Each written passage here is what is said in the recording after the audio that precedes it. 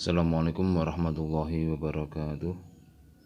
Para pemirsa MCM TV yang saya hormati, dalam kesempatan kali ini kita akan melanjutkan pembahasan masalah penyembelihan. Sebagaimana dalam video sebelumnya bahwa boleh kita berburu dengan menggunakan hewan buas.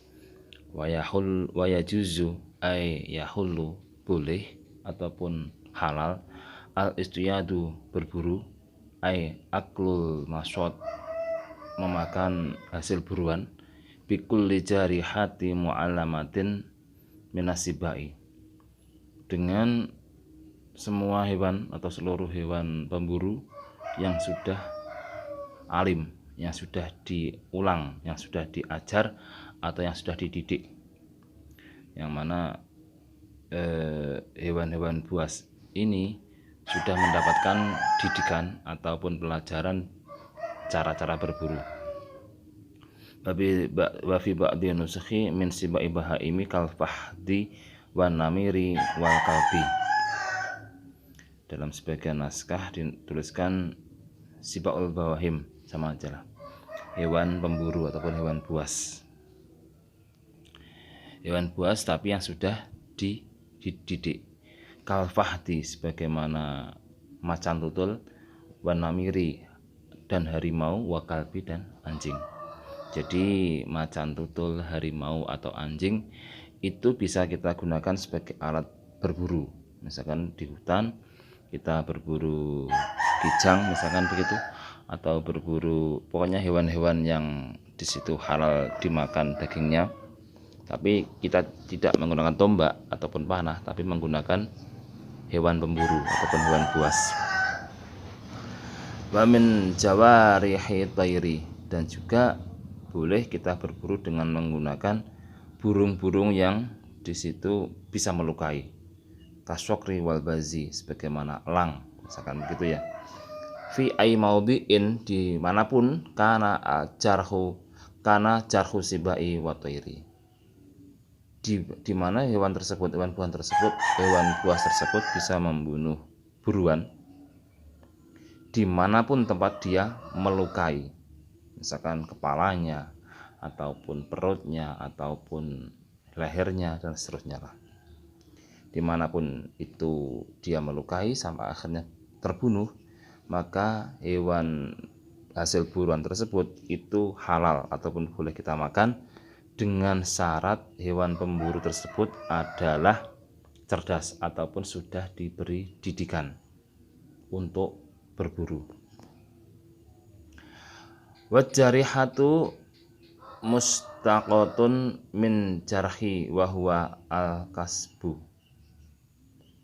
Ini kata jarihah itu berasal dari kata jarhu, luka, dan itu adalah sebuah pekerjaan, bahwa al-kasbu jadi seperti profesi lah, seperti profesi, yaitu tugasnya seperti tugas ataupun profesi, yaitu mengejar hewan buruan, tidak untuk dimakan sendiri ya.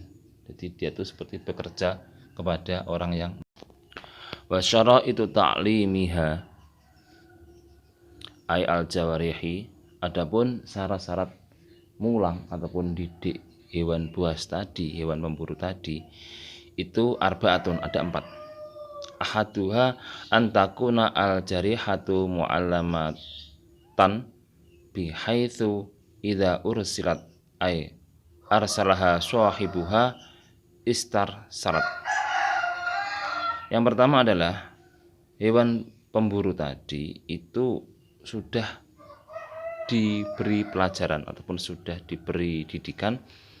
Ketika dilepas ataupun pemiliknya melepaskan hewan buruan tadi dengan menggunakan kode, misalkan siap ataupun maju ataupun serang begitu, maka istar salat, maka dia akan langsung mengejar hewan buruan. Jadi seperti seperti tentara ya. Jadi kalau komandannya itu bilang maju ataupun serang begitu, langsung menyerang. Tidak ada, dia itu pokoknya seperti alat, seperti bawahan ataupun seperti tentara, tidak Tidak terus dia tuh nanti berpikir maju apa enggak ya begitu. Tidak. Begitu langsung maju, dia akan langsung maju. Wathani annaha idza zujirat bi dhammi awalihi au zajaroha sahibuha in zajarat. Yang kedua, ketika si pemilik ataupun si pemberi komando itu bilang berhenti, maka hewan buruan tadi juga langsung berhenti. Walaupun dalam kitab yang dijembar, yang diperluas keterangannya ya, walaupun posisi anjing misalkan ataupun harimau tadi sudah benar-benar dekat dengan hewan buruan, misalkan sudah sekian detik yang akan datang sudah bisa mencengkeram hewan buruan, tetapi pemiliknya itu mungkin punya pemikiran bahwa kasihan hewan buruan ini, ataupun kita salah berburu karena ini adalah hewannya tetangga gitu misalkan gitu ya, langsung berhenti begitu, maka harimau maupun anjing tadi langsung berhenti tanpa pikir panjang. Terus wasalitsu annaha idza qatalat syaidan lam takul minhu syai'an. Yang ketiga, bahwa jika anjing maupun harimau yang sudah diberi didikan tadi itu sudah bisa membunuh hewan buruan, misalkan dalam kasus ini misalkan kambing ataupun kijang ataupun apalah begitu, maka dia tidak akan memakan sedikit pun dari hewan buruan tadi. Begitu dicengkeram misalkan gitu ya, terus digigit lehernya, akhirnya meninggal. Setelah meninggal ya udah terus dilepas, tidak dimakan sedikit pun. Hewan buruan tadi tidak memakan sedikit pun dari buruannya. Kok misalkan memakan ya nanti gak sah, karena nanti hewan buruan tadi itu akan mendapatkan apresiasi ataupun upah dari orang yang menyuruh, mungkin lewat daging ataupun apalah yang sudah disiapkan, tapi yang jelas bukan hewan buruan tadi. Warabi'u ayatakarrara dzalika minha, ayatakarrara asyara itu arba'ah minal jarihati bihaitsu yadunu ta'at tubuha. Yang keempat, itu kasus tadi misalkan diperintah maju, dia langsung maju, terus berhenti juga berhenti, terus juga tidak memakan sedikit pun dari hewan buruannya. Itu terjadi berulang kali. Maka sudah dengan sekira ya dia itu sudah pinter begitu ya, berarti ya dia itu sudah cerdas, sudah layak digunakan untuk berburu. Cuman wala yarji'u fi tikrari li adadin bal almarji'u fihi li ahlil khubrah bitobail jawarihi. Tetapi marji ataupun konsep ataupun yang bisa dijadikan tendensi bahwa hewan ini sudah tikror, sudah berulang kali dia disuruh maju ya maju, berhenti ya berhenti, juga tidak memakan hasil buruan, itu tidak dikembalikan ataupun tidak didasarkan pada jumlah pelatihan, tetapi itu berdasarkan pendapat dari para ahli mengenai watak ataupun sifat ataupun wataknya hewan. Jadi menurut dokter, misalkan dokter hewan, oh hewan ini sudah cerdas, hewan ini sudah layak untuk berburu begitu. Jadi ketika diperintah maju ya maju, berhenti ya berhenti, juga tidak memakan pun sedikit pun dari hasil buruan. Itu yang memberikan pendapat itu adalah ahli khubroh ataupun ya orang yang sudah menguasai di bidang tersebut, di bidang watak hewan tadi. Fa'in adamat minha ikhda, fa'in udimat minha ikhda syaraiti lam yahul ma akhadathu al jarihatu illa ayudrika ma akhadathu al jarihatu hayan fayudzakka fayahillu hinaidin.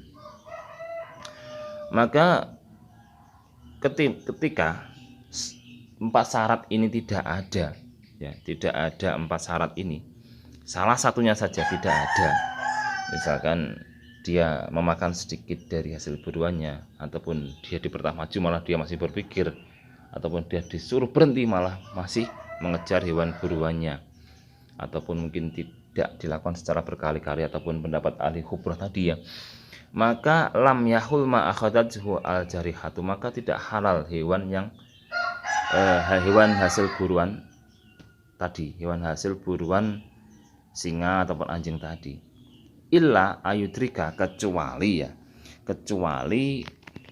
orang yang memberikan komando ataupun orang yang berburu tadi itu bisa menemukan hewan buruan tadi. Misalkan kita menyuruh anjing mengejar kancil ya, misalkan kancil ataupun mengejar kijang, terus sudah digigit, kita menemukan kijang tadi belum pada posisi meninggal.